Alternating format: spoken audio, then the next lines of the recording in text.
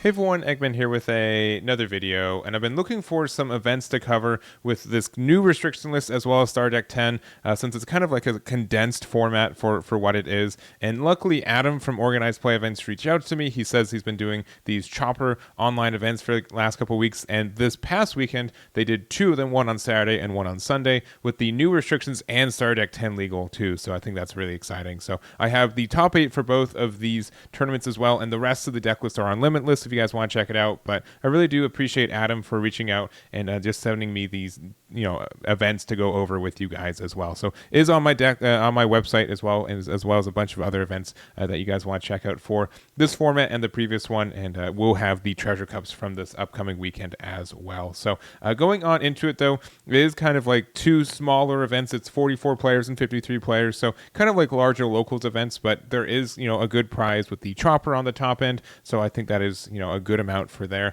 And so for the first event, we did have the Charlotte Katakuri win the event by Jose, who also got top 5 in the next one on Sunday too, so that's pretty cool. Same list for both of them, but we do see a good amount of Katakuri for each of these, and then just a lot of diversity with a lot of like unique leaders in between the two of them. So Katakuri is the only one that's topped on both of them, but we do have, again, a good amount of diversity between the both. So I'm just going to be going over the top placing leaders for each one of these archetypes between the two events. Also, all of these names are based off their Limitless ID, so they're not real names. Sometimes there's a mix between kind of real names and usernames, so that's kind of what we have for it right now. But we're going to go into our first place, which is Jose with the Charlotte Katakuri. I don't have a lot to say about this one, especially since we've been seeing Katakuri do really, really well and got a little bit of buffs into OPO4.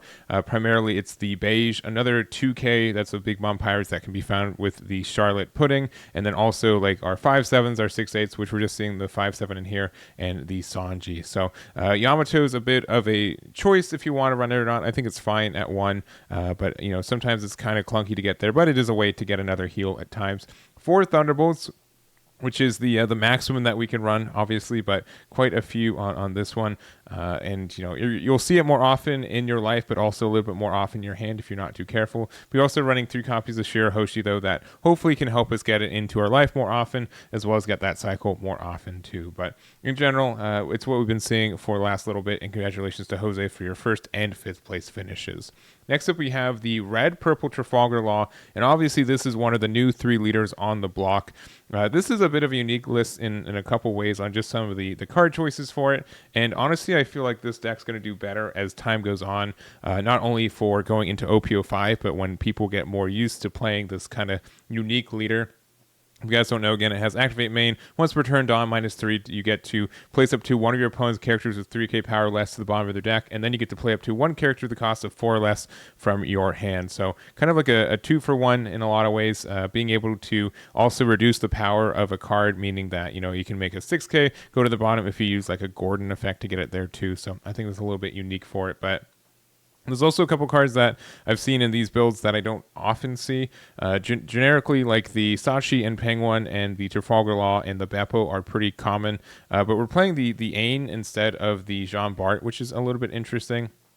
This is pretty much the same thing as Jean Bart, except for you don't have to spend the extra Dawn to get the extra Dawn. There's no counter associated with this card, but it is a 4-drop 5k. So interesting for this one. It is also a film card, and kind of looking through this deck, we do have a lot of cards with film in their types too. So, and we could get more of them. Like this Trafalgar Law is a film, this Ain is a film, the Gordon is a film card, and we could do more of those if you want to make it more film focused. So I think that could be a potential for this deck if you want to try to play some additional cards to get that value. But we do have a good amount of 4-drops. We have some 5-drops too with the Miss All Sunday and the Queen. Both these cards kind of okay. We do have to hard play them, but Queen being able to get the card draw is great, and Miss Sunday being able to get the card draw too. The Dawn -2 play the card from life is a little bit less relevant, I think, in this leader, when there are so many times that we kind of hover around like 4 to 6 Dawn primarily, depending on how often we use our leader effect, and because of that, it's kind of harder to get to the top end. So sometimes I do see that we're running the 7-drop Portgas.D.Ace, but we're not running in this build, and honestly, I don't like it as much because it is a little bit expensive. But I do like the Trafalgar Law though. being able to do the on play to give something minus 2k for the turn. It's a little bit unfortunate. It's kind of like the timing for this card, because you want to be able to get the -4 and then, or -2 with it, and then get the, then play it, but you can't. It's a kind of like the reverse sequencing, right? Because they bottom deck something, and then you play this card and give something -2. But there can be some scenarios for it, and it is something you can just play for 4, and then you give the -2, and you get to play something else afterwards. So I like the card. I think it has something viable, and it has some really good tags, which I think are going to be relevant into the next set too. So this is the list here. Congratulations to FotuRAN for their finish on this one. Next up, we have the Magellan, which honestly is one of my favorite decks in this format. I think there is a lot of value in how this deck works. Particularly like the 3-drop Heat is just a really, really good card. I think that purple kind of didn't really have a lot of great cards for turn 2. Especially going first, and sometimes you play the Onigashima, and that's fine for like Kaido, but for Magellan, like, you didn't really have a lot. We did play the Mino Rhinoceros, which we're playing as well in this one, but this kind of feels a little bit clunky, and it's not always as good as needed, and it's just kind of stuck in your hand late game too. It is impel down, but it is just kind of in an okay spot. But just the Heat, though, being able to be essentially a 6k for most of the game is pretty strong for you. It's a 1k counter, and if you just play it early, you just get so much value for it throughout the game. So I think it's definitely something that Magellan plays pretty often and gets a lot of value from it too. So other than that, we get the other generically good cards. We have the Trafalgar Law, as well as the Eustass Captain Kidd.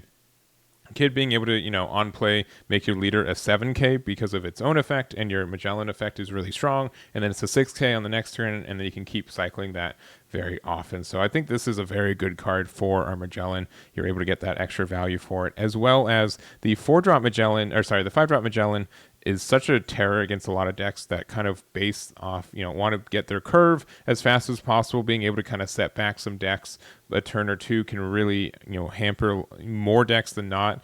And I think in a meta right now, when a lot of them are kind of doing some Dawn racing and, in other purple builds, this is kind of neutralizes it a lot. And it's really obnoxious. Some decks just really do not want to KO this because they can't afford to lose the 2 Dawn either. So it's great in Magellan and a lot of other purple decks that we can see in the next little bit.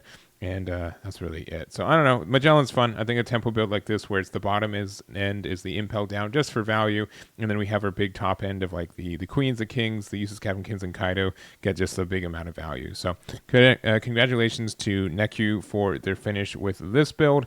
And then next up we have Nami. So this is Ivan's list, and I'm not going to stay on this one for a little bit. It is simply the build that we know and seen of Nami for like the last 2 months at this point. So nothing too wild with it. I think it's still a good build for it. There is a little bit of differences in the Brick Fist and Overheat, kind of swapping that. So we have 3 of these Overheat and 1 of this Brick Fist. But other than that, it's just kind of what we've been seeing. So I do like the Overheat. It does bounce a 4 or less. A 3 or less from the counter, 4 or less from the trigger. But being able to get our Kaias back to hand, or even being able to interact with your opponent's card, I think it's good. It has to be an active card so they can play around it a little bit, but it is something I think that can get that extra value too. So anyways, this is the list for Ivan. Congratulations for their finish there. And then next up we have a smoker build. So this is KingMudi's build of it. A little bit of differences with like the newest card I see from this one is the Shirahoshi, at least the uncommon card. Being able to use this as a blocker, but also being able to use this as an on-play to give up to one of your opponent's characters -4 during this turn is great, especially since Marco and Red is a little bit less present. It's in a okay-ish spot. Some decks can get rid of this card very easy, but if you want to try to get things in range of stuff, I think this is a good card for that. There are sometimes better blockers for it, but it is an interesting add for you there. Other than that, we have our Barts, we have our Kobis, Jashigis, Kuzans, and our Borsalino. And we have like a big greedy end of 4 of the 10-drop Kuzan, which I think we're a little bit allowed to. I am a little surprised there's no E-shows in these builds, because I think that's something that can also be very good in Smoker, but in general. So like a weird, like kind of just super heavy tempo, because we have the Garps, we have the Sakazukis, we have the Great Eruption to get things into range more often too. A lot of value, trying to get a lot of removal. And I think that's fair in this meta because, again, Black usually had a rough time against like Trafalgar Law and Zoro, because they used to play like a lot of bodies and nothing really felt, worth getting the pop for the effect. But I think when people are building like taller boards, black has a good amount of removal and a good amount of tempo because of that removal too. So this list here, congratulations to KingMudi for their finish there. The next up we have the green-purple Doflamingo. And this is pretty much what we've been seeing in a lot of ways. I don't have a lot of pointers or new things to say about this one. This is MrWeeMan's build of the deck. And it is a little bit of like the 50-50 of kind of like the Brook package, which I think has been very strong for us. But we're also running like the top end of like 3 of the Donquixote Doflamingos and like even the guilds, which I don't see those as often in the last couple of weeks as I do currently. You also see the Diamante at 2 copies. So a little bit of a more interesting pile for what we've been seeing. Again, like I don't super like Brook when we only have 6 targets. Technically, I guess we have Tony Chopper, but 6 like good targets for the card. And I think that if we want to run this card, we kind of have to double down and play at least a couple more vanillas, if not even like Eustass with Baccarats as well. But I do like the Uta. Guild, I think less and less people are sticking with it because it is good, but sometimes if you're it's really easy to remove and like it's really clunky at hand at times. So I'm kind of most of my builds are kind of moving away from the card, but I do respect the amount of draw it gets otherwise. So this is the list here for MrWeeMan. Congratulations for their top 8 in this event. And the next up we have the starter deck Crocodile, which does have a little bit of some interesting vanillas added with the 5/7 Crocodile, which we do have a vent pack foil with now in this new set for some reason. But also we do have the 6/8 Mihawk too. So I do kind of like the ads of these, especially since we're trying to be more tempo based. And like Sentomaru being able to get like 2 bodies out and get that effect is great for you. But at the same time, being able to have like these 5/7s and 6/8s that can pressure without additional Dawn investment, I think is nice, because sometimes we do just play Mihawk or we just play Kaido. We want to get that removal, and that additional pressure we get from the vanillas can really help you out in a lot of ways too. So I think that's kind of nice for the deck.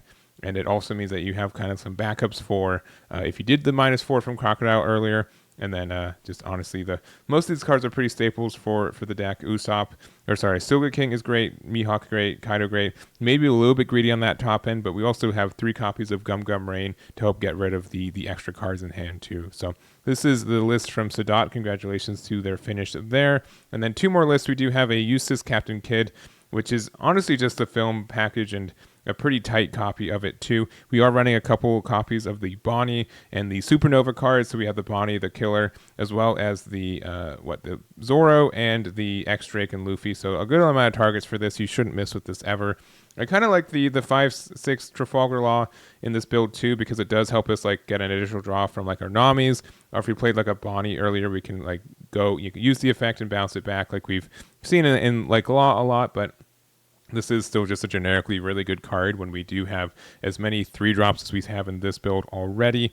And other than that, nothing too special. So congratulations to ottsandro for their finish there. And last deck we're going to cover is the Ace. So this is FTKJohnny's build of the deck. And honestly, like Ace has been doing, I think, okay with the new restrictions. I think he obviously got really hit hard by the fact that our Marcos, we only run 1 copy of it. It really liked Newgate being around as well, and just also Rad Beam was good for, like, there's so many cards that it would be able to take advantage of.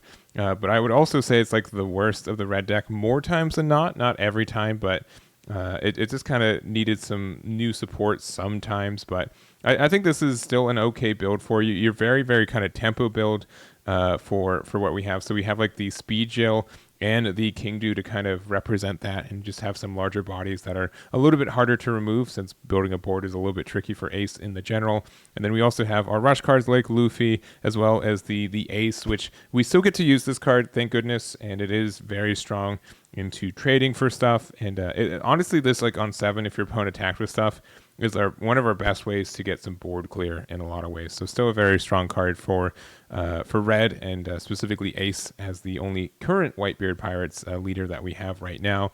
And then a good amount of events, including the Whitebeard Pirates, some Red Hawks, and honestly, like, these are more. This is a little bit of a weird selection of events. I don't think I've really seen something close to this combination before. The Red Hawk is very, very strong, but we don't have any like crossfires, which I usually see.